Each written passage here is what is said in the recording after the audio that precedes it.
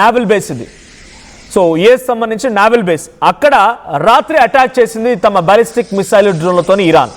దీని కారణంగా Iran missile and drone launch చేయడంతో ఆ 5th ఫ్లీట్ హెడ్ క్వార్టర్స్ మొత్తం కూడా పాక్షికంగా దెబ్బతిన్నట్టు తెలుస్తోంది. కానీ దీన్ని యుఎస్ కన్ఫర్మ్ చేయట్లేదు. ఇంకా ఎస్ మా దగ్గర ఈ అటాక్ జరిగింది, అటాక్ని మేము తిప్పికొట్టామని చెప్తోంది. కానీ ఆ అఫీషియల్ డిస్ట్రక్షన్ని అక్కడ జరిగిన నష్టాన్ని మాత్రం ఎక్కడ కూడా అఫీషియల్గా అమెరికా ఇంకా అనౌన్స్ చేయలేదు. కానీ ఐఆర్జీసీ ఏం చెప్తుందనంటే మేము రాడార్ సిస్టమ్ని, కమ్యూనికేషన్ ఫెసిలిటీస్ని మొత్తాన్ని కూడా డ్యామేజ్ చేశామనేది ఐఆర్జీసీ చెప్తున్నమాట. This is the first instance బహ్రెయిన్లో US 5th fleet naval base పైన అటాక్ చేయడం అనేది ఇరాన్. సో నెక్స్ట్ చూస్తే ఖతార్లో కూడా అల్ ఉదీద్ ఎయిర్ బేస్, ఇది the biggest largest air base in Gulf countries. So largest military air base ఇది. So Gulf countries ఉన్నటువంటి అతిపెద్ద ఎయిర్ బేస్, మిలిటరీ బేస్లో ఇది ఒకటి అమెరికాకి. సో అక్కడ లాంచ్ అయినటువంటి మిసైల్ డ్రోన్లని కూడా తిప్పికొట్టామని, వందల కొద్ది వచ్చిన డ్రోన్లను తిప్పికొట్టామని ఖతార్ ఎయిర్ డిఫెన్స్ చెప్తోంది. కానీ దీని కారణంగా మిలిటరీ క్యాంప్స్ మొత్తం కూడా డిస్టర్బ్ చేయగలిగాము, వాటిని కంప్లీట్గా కుప్పకూల్చగలిగామనేది ఐఆర్జీస్ చెప్తోంది. కానీ డెఫినెట్గా టెంపరీగా అది కొన్ని రోజుల పాటుగా నిలిపివేయబోతున్నారు అని తెలుస్తోంది అల్ ఉదీద్ మిలిటరీ ఎయిర్ బేస్ సంబంధించి. సో అక్కడ సౌత్ వెస్ట్ ఆఫ్ దోహా, ఇది ఖతార్ ప్రాంతంలో దోహాకి సౌత్ వెస్ట్లో ఉంటుంది. సో క్యాజువాలిటీస్ గురించి ఇంకా అఫీషియల్ అనౌన్స్మెంట్ లేదు, కానీ మరణాలు కూడా సంభవించాయి, కొన్ని పదుల సంఖ్యలో మరణాలు సంభవించాయి అనేది ఐఆర్జీస్ చెప్తున్నమాట. ఇక మూడో స్థావరం అలీ అల్ సలీం ఎయిర్ బేస్, కువైట్లో ఉన్నటువంటి అలీ అల్ సలీం ఎయిర్ బేస్ ఇది. ఇక్కడ కూడా సేమ్ బాలిస్టిక్ మిసైల్ డ్రోన్లతో దాడి చేసింది.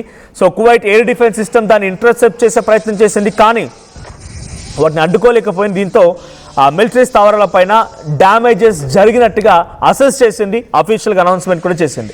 ఇక US military facilities in Jordan, primarily around అక్రాజ్ ఎయిర్ బేస్, దాన్ని ఏమంటారు Azraq air base in eastern Jordan.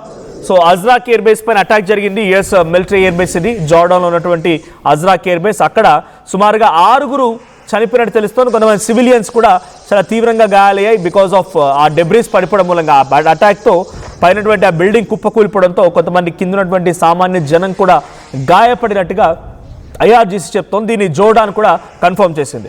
So ఈ స్థాయిలో అటాక్స్ జరుగుతున్నాయి. ఇందాక చెప్పినటువంటి 4 దేశాలు, ఒకటి కువైట్, ఖతార్ అండ్ జోర్డాన్, మరోవైపు బహ్రెయిన్. ఈ ప్రాంతాల్లో, ఈ దేశాల్లో ఉన్నటువంటి ఎయిర్ బేసెస్ పైన, నావల్ బేసెస్ పైన వరుసగా రాత్రి మోత మోగించేటువంటి విధంగా ఇరాన్ తమ మిసైల్స్ను ఉపయోగించింది. దానికి ఆ అటాక్ ఉపయోగించిన దాంట్లో బలిస్టిక్ మిసైల్స్ ఉన్నాయి, డ్రోన్స్ ఉన్నాయి, క్రూజ్ మిసైల్స్ ఉన్నాయి. కొన్ని డైరెక్ట్గా రీజనల్ పోర్ట్స్ పైన అటాక్ చేయడం కోసం బిలో ద సీ కూడా వాళ్ళు అటాక్ చేసే సందర్భాలు ఉన్నాయి. సో ఇక్కడ Bahrain, Qatar, Kuwait and Jordan 4 ప్రాంతాలపై అటాక్ జరిగింది. So within no gap సుమారుగా జూలై 16th మిడ్ నైట్ నుంచి మొదలుకుంటే 17th వరకు, 17th రోజు మళ్ళీ ఈ రోజు మార్నింగ్ వరకు కూడా 16th in the mid of the day నుంచి మొదలుకుంటే ఈరోజు తెల్లవారుజాము వరకు కూడా కంటిన్యూస్గా అటాక్స్ జరుగుతూనే ఉన్నాయి. ఈ లాస్ట్ 48 అవర్స్గా అమెరికా కూడా చాలా తీవ్రంగా నష్టపోయింది. అమెరికా కూడా తమ ఎయిర్ బేసెస్ని కుప్పకూలిపోయింది. అమెరికా కూడా తమకున్నటువంటి మిలిటరీ క్యాంప్స్లో చాలా తీవ్రంగా నష్టపోయింది. అక్కడ కూడా భయంకరమైనటువంటి బాంబులతో ఇరాన్ విరుచుకుపడింది. సో ఇరాన్కి ఇంతటి స్థాయిలో ధైర్యం ఎక్కడిది, ఇంతటి స్థాయిలో ఎందుకు మరి అటాక్ చేయాల్సి వస్తుంది అనుకున్నప్పుడు ఈ అటాక్కి ప్రధానమైనటువంటి కారణం వాళ్ళ దగ్గర కూడా మిసైల్స్ ఉన్నాయి, డ్రోన్స్ ఉన్నాయి, వాళ్ళు డ్రోన్స్ తయారు చేస్తున్నారు. రష్యా నుంచి ఎంతో సహాయం కూడా అందుతుందనేది బహిరంగ చర్చ. కాబట్టి రష్యా కూడా సహాయం చేస్తున్నట్టుగా ఉంది. జోర్డాన్లో అటాక్ జరిగింది, కువైట్లో అటాక్ జరిగింది, బహ్రెయిన్లో అటాక్ జరిగింది, ఖతార్లో అటాక్ జరిగింది.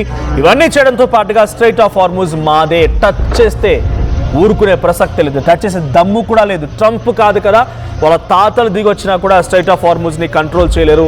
డెఫినెట్గా ఇది మా కంట్రోల్లో ఉంటుందన్నట్టుగా ఐఆర్జీస్ చెప్తున్న మాట, వాళ్ళ ధైర్యం చూస్తూ ఉంటే ఇంకా ఏ స్థాయిలో వాళ్ళు సిద్ధంగా ఉన్నారో అర్థమవుతోంది.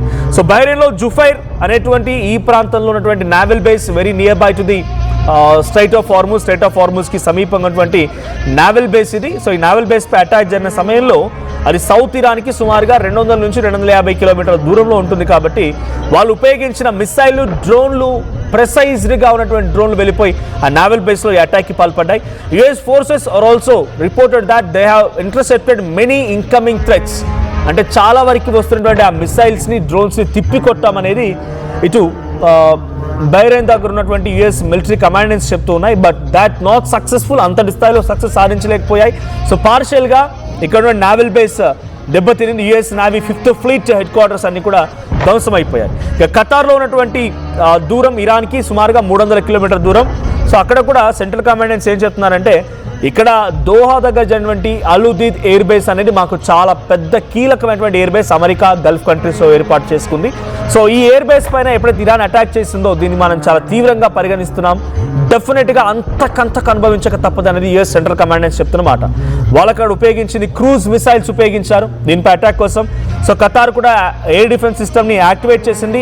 ఖతార్ దాన్ని తిప్పికొట్టే ప్రయత్నం చేసింది, కానీ not that successful. Al Udeid air base కొన్ని రోజుల పాటుగా నిలిపివేయక తప్పదు అనేది వాళ్ళు చెప్తున్నమాట. ఇక కువైట్లోని అల్సీమ్ ఎయిర్ బేస్ ఎయిర్ బేస్లో కూడా సుమారుగా 300 kilometres far away from the Iran. So Iran దానికోసం క్రూజ్ మిసైల్స్ని ఉపయోగించింది. దాన్ని తిప్పికొట్టడంలో కూడా కువైట్ కొంత ప్రయత్నం చేసిన ఏమాత్రం ఉపయోగం లేకుండా పోయింది. ఇక చివరిగా జోర్డాన్లో ఉన్నటువంటి మరొక కీలకమైన ప్రాంతం, సుమారుగా ఇది 1000 కిలోమీటర్ దూరంలో ఉంది ఇరాన్కి.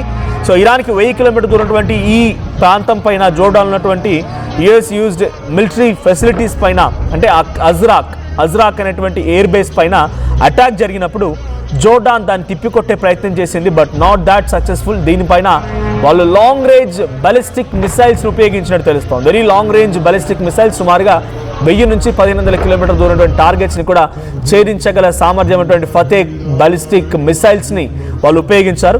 సో ఇరాన్ వైపు నుంచి ఆ ప్రయోగం సక్సెస్ అయిందని చెప్పాలి.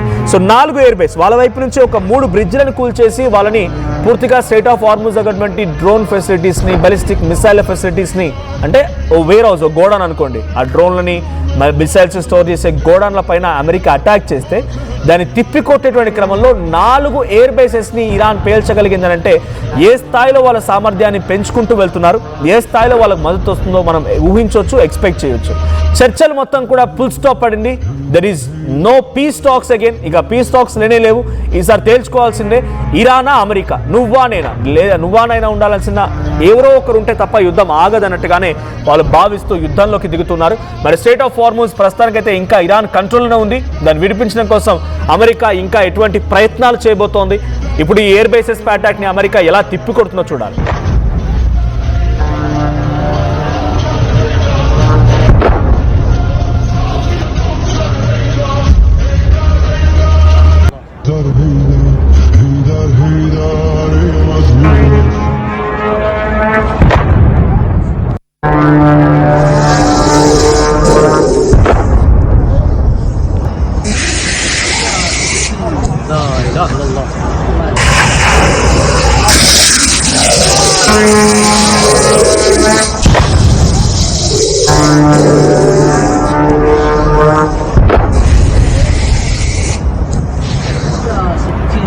لا إله إلا الله.